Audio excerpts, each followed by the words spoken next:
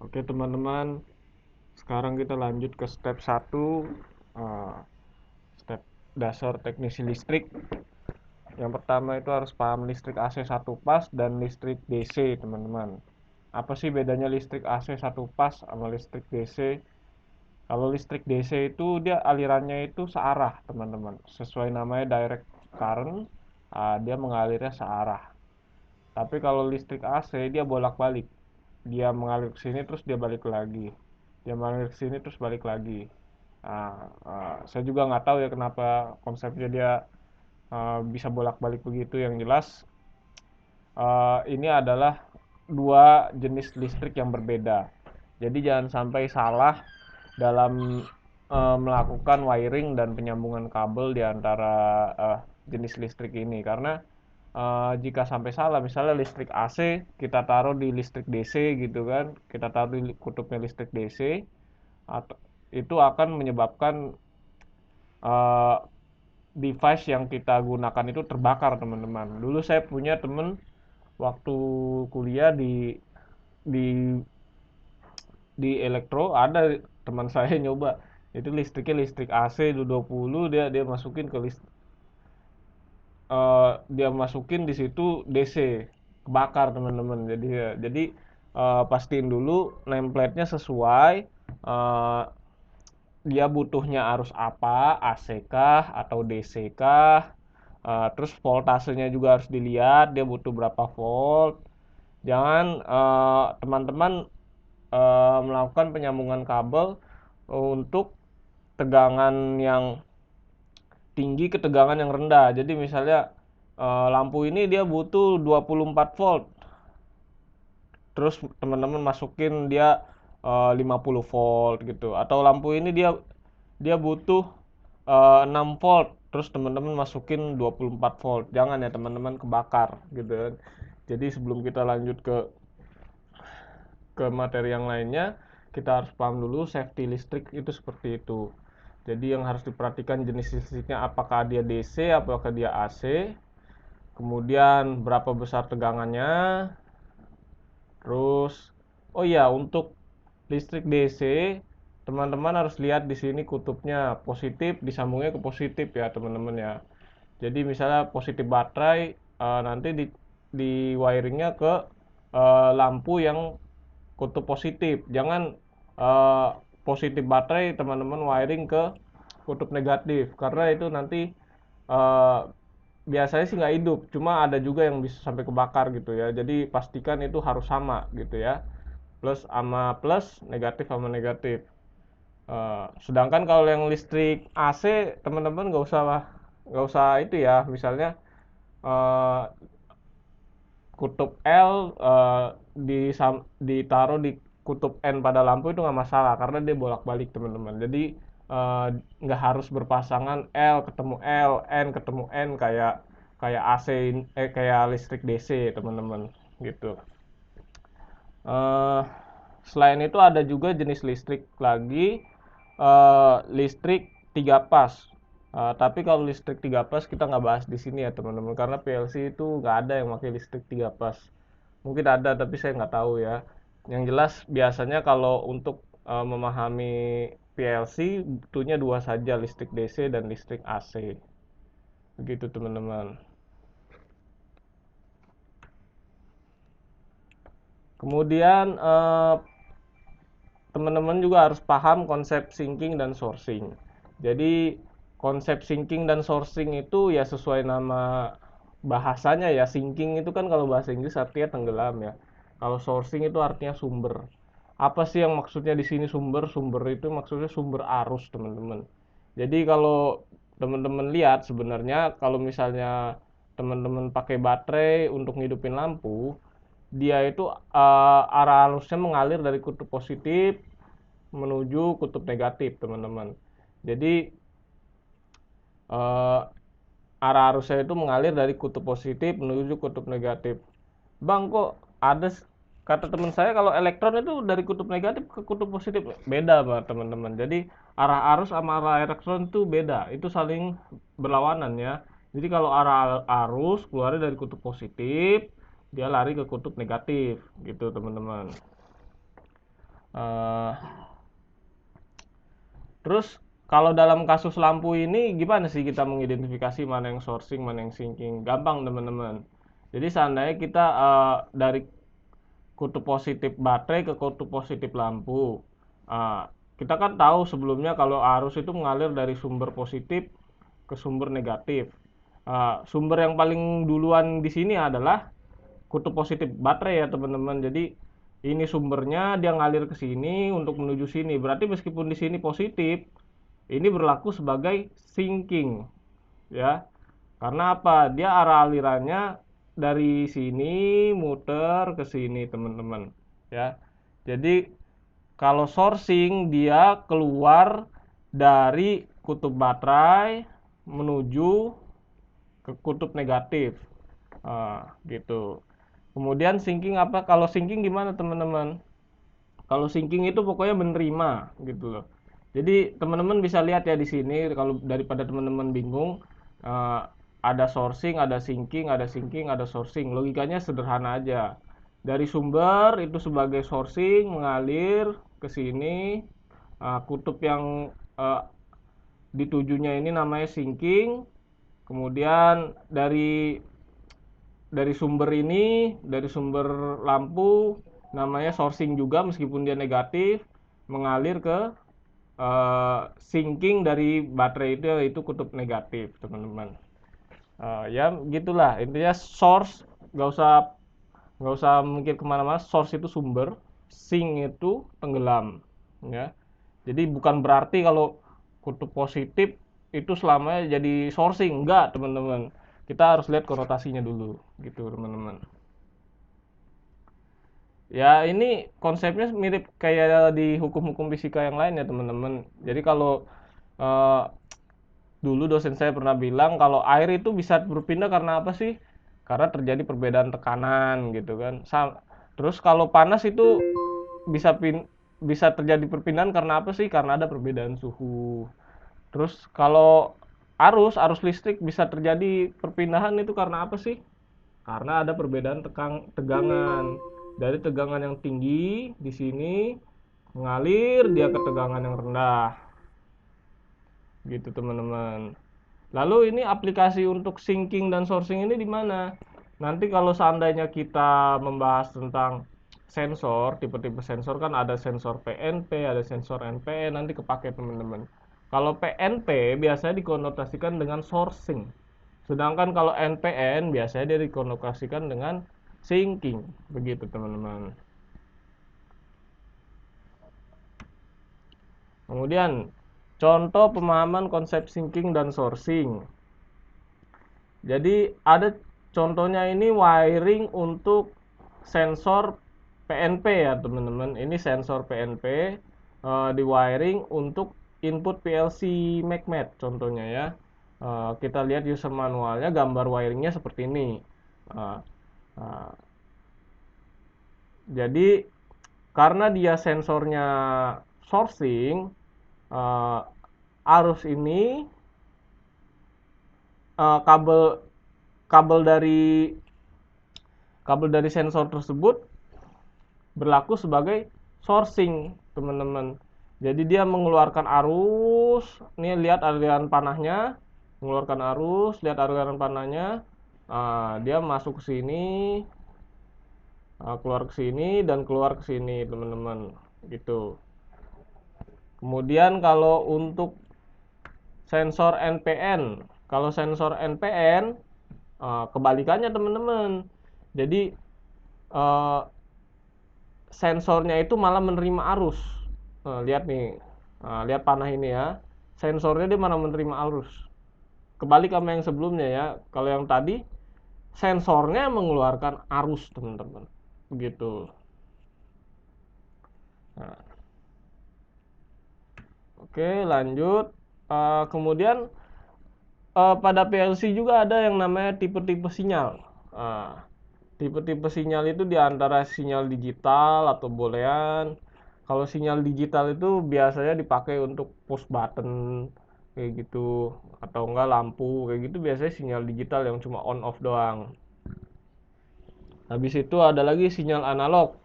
Kalau sinyal analog dia berbeda sama sinyal digital, teman-teman. Kalau sinyal analog itu sinyal yang memanfaatkan perubahan tegangan atau arus. Jadi kalau semakin besar tegangan sinyalnya itu, maka nilai yang dibaca oleh eh, pembacanya itu semakin besar, teman-teman, gitu. Jadi makanya saya bilang kalau sinyal analog itu nilainya selalu ada, karena bahkan ketika dia tidak memberikan sinyal apapun nilainya ada gitu loh, teman-teman. Jadi intinya daripada teman-teman bingung, kalau sinyal analog itu dia memanfaatkan perubahan tegangan atau arus. Nah, perubahan tegangan atau arus itu nanti direpresentasikan menjadi suatu nilai.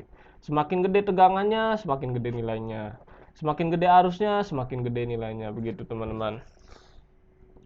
Kemudian ada juga sinyal komunikasi. Apa sih sinyal komunikasi itu? Kalau sinyal komunikasi itu dia itu sinyal yang berisi paket-paket data, teman-teman. Biasanya dipakai di PLC yang dikonek ke HMI, teman-teman. Jadi untuk mengirimkan sinyal dari HMI ke PLC ini itu menggunakan sinyal komunikasi. Tujuannya apa sih sinyal komunikasi ini? Kenapa harus ada? Karena untuk menghemat pemakaian kabel, teman-teman. Jadi kalau seandainya contoh ada 10 kabel, daripada kita pakai 10 kabel, kenapa kita nggak pakai 2 kabel aja gitu kan? Lebih hemat kan dari segi biaya dan juga efektivitasnya gitu, teman-teman. Cara kerja sinyal komunikasi ya itu ya dia ngirim paket-paket data, teman-teman. Jadi sekali siklik, sekali siklus dia akan mengirim satu paket data yang selanjutnya akan diterjemahkan oleh device penerimanya, gitu, teman-teman. Terus gimana untuk update-nya? Terus kalau misalnya sekali doang, iya, kalau sekali doang ya berarti update-nya cuma sekali, teman-teman. Tapi kalau seandainya eh, teman-teman siklusnya, oh setiap 2 detik datanya update, setiap 2 detik datanya update, nah gitulah, teman-teman. Makanya data di sinyal komunikasi itu bisa selalu terupdate meskipun dia mengirimkan sinyal analog juga, teman-teman, atau sinyal boolean gitu. Kemudian ada juga sinyal pulsa, high speed input atau high speed output. Ini apa bedanya dengan sinyal yang sebelum-sebelumnya? Jadi sinyal pulsa ini, sinyal high speed input, high speed output, dia mirip kayak sinyal digital atau boolean, teman-teman. Cuman bedanya, ini tuh sinyal yang bekerja pada kecepatan tinggi. Jadi seandainya contoh encoder nih ya, encoder dia mengirimkan data, dia udah muter berapa derajat, dia ngirimnya itu sinyal, teman-teman. Misalnya dia muter 1 derajat, dia ngirim 1 pulsa. Dia ngirim 10, dia udah muter 10 derajat, dia ngirim 10 pulsa.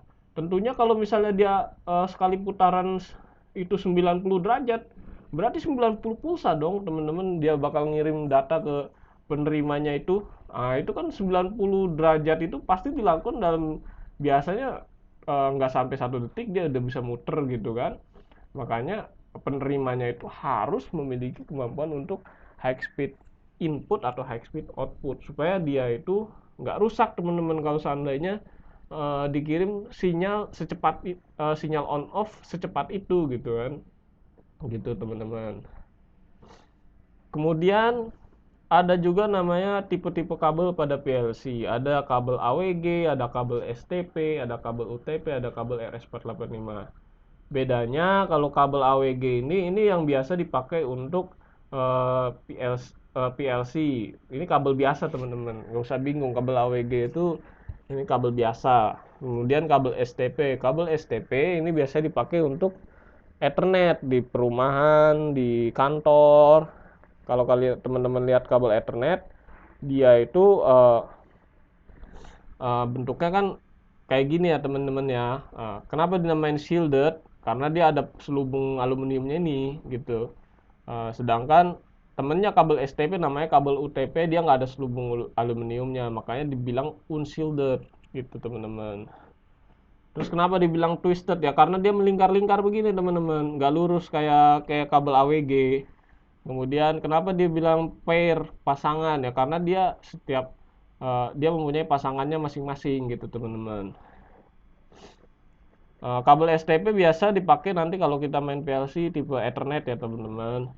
Uh, Kemudian ada juga namanya kabel RS485 single pair. Jadi kalau kabel RS485 ini mirip-mirip nih kayak kabel STP, cuma bedanya dia itu cuma dua teman-teman isinya. Jadi A plus sama B min, udah itu aja. Kabel A plus sama B min. Kalau seandainya kita pakai kabel AWG untuk ngegantiin kabel STP UTP RS485 bisa nggak sih? Nggak bisa teman-teman. Kenapa? Karena ini tipe khusus untuk komunikasi. Ketiga kabel yang ini khusus untuk komunikasi. Beda sama kabel AWG yang dia itu kabel biasa teman-teman.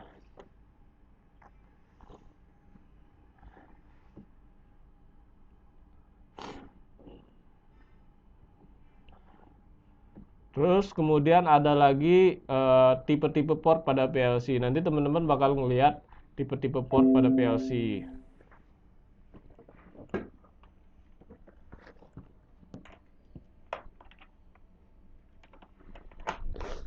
Jadi ada yang namanya port terminal screw. Ini port biasa ya teman-teman yang sering kita lihat. Jadi terminal terus pakai screw kayak gitulah. Ini sering kita temui ya kalau misalnya kita wiring eh, teknisi wiring listrik pasti sering kita temui. Terus kemudian ada port colok atau biasa orang Cina sebutnya European.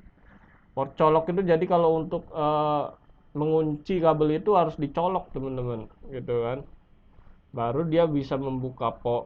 bisa dia membuka lubang untuk kunciannya, kemudian pas dilepas eh, colokan pas dilepas coloknya, dia mengunci teman-teman gitu.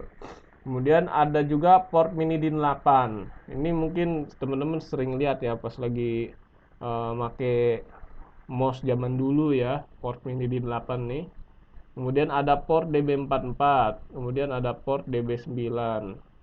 Ini yang biasa kita pakai kalau di komputer ya teman-teman. Cuman bedanya kalau 44 itu ada 44 kutub di dalamnya, sedangkan DB9 ada 9 kutub di dalamnya. Eh Teman-teman kalau seandainya nanti ada lihat namanya jangan jangan salah ya teman-teman. Kalau misalnya DB9F itu artinya female, kalau DB9M itu artinya male. Kalau male ini yang ada coloknya, kalau female ini yang lubang aja gitu. Jadi kalau misalnya nanti DB9F sama DB9M bedanya apa, ya itu bedanya gitu. Yang male ada coloknya, kalau DB9 female nggak ada coloknya, dia lubang doang. Terus ada juga kabel, ada juga namanya port Ethernet. Nah, kalau port Ethernet ini biasa dipakai untuk Ethernet teman-teman. Nanti di PLC kita bakalan ketemu dengan port Ethernet. Ini biasa dipakai juga di komputer teman-teman ya.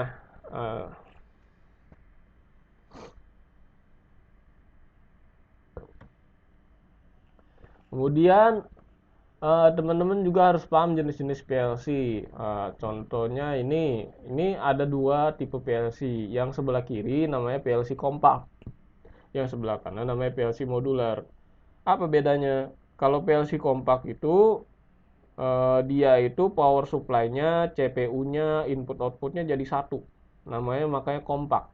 Tapi kalau PLC modular dia terpisah-pisah, power supply-nya sendiri, CPU-nya sendiri, input output-nya sendiri, baru disatukan menjadi suatu PLC kompak gitu teman-teman. Jadi kalau seandainya teman-teman beli PLC modular, jangan beli CPU-nya doang tanpa beli power supply-nya, nanti nggak bisa hidup teman-teman. Atau beli CPU-nya doang tanpa input output-nya, nanti nggak bisa ngirim sinyal dong teman-teman. Atau nggak bisa akuisisi sinyal gitu kan.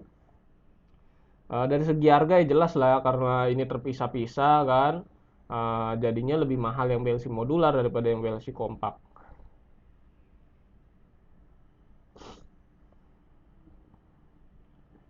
Tujuannya kenapa sih orang-orang pada pakai PLC kompak dibanding PLC modular dibanding pada PLC kompak? Padahal kan lebih enak kompak ya, langsung jadi satu gitu kan. Ya contohnya ada kasus di mana kita pengen input outputnya itu banyak teman-teman. Banyak, terus pemakaian ruangannya sedikit. Nah, kita pakai PLC modular gitu. Kemudian ada lagi eh, ini teman-teman ya. Jadi teman-teman juga harus tahu, paham, harus ngerti jenis-jenis PLC ya, selain PLC modular dan PLC kompak. Jadi setiap PLC itu memiliki spesifikasi masing-masing. Contohnya PLC MacMed ini ya teman-teman. Teman-teman kalau misalnya lihat spesifikasinya, misalnya teman-teman buka ini dalamnya gitu kan, dia kan akan ditampilkan tampilan seperti ini. Untuk inputnya teman-teman, ini bagian input ya, ini input, ini output, ini expandable port, ini programming port, ini catu dayanya di sini, ini port komunikasinya.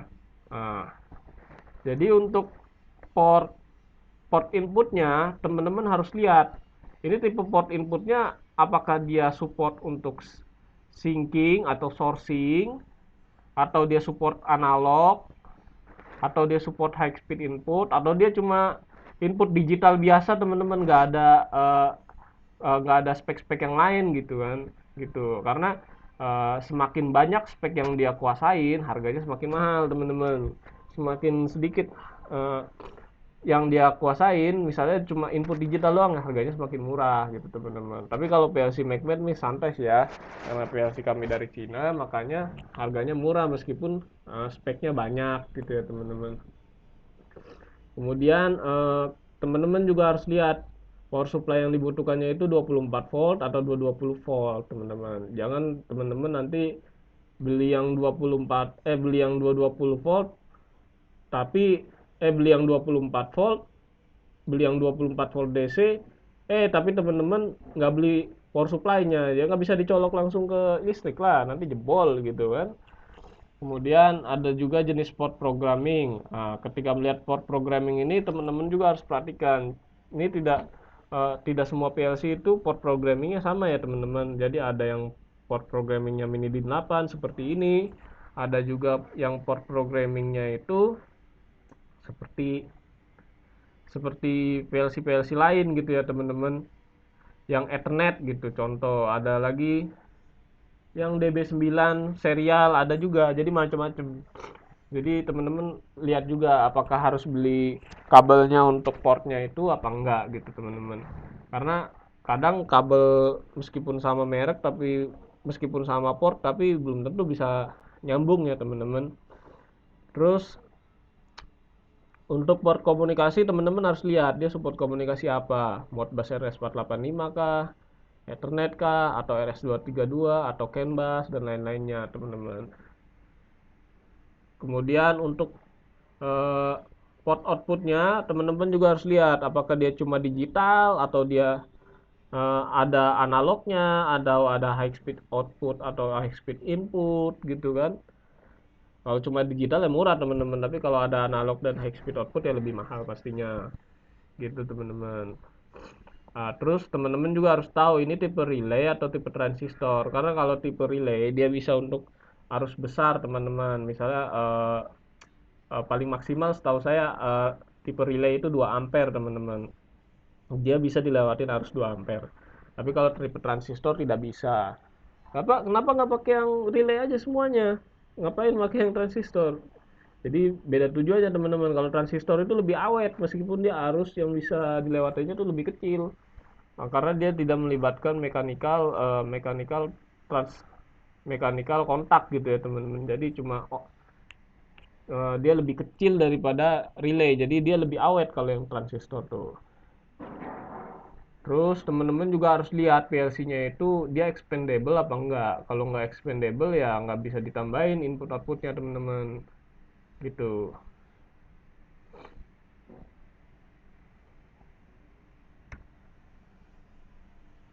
Kemudian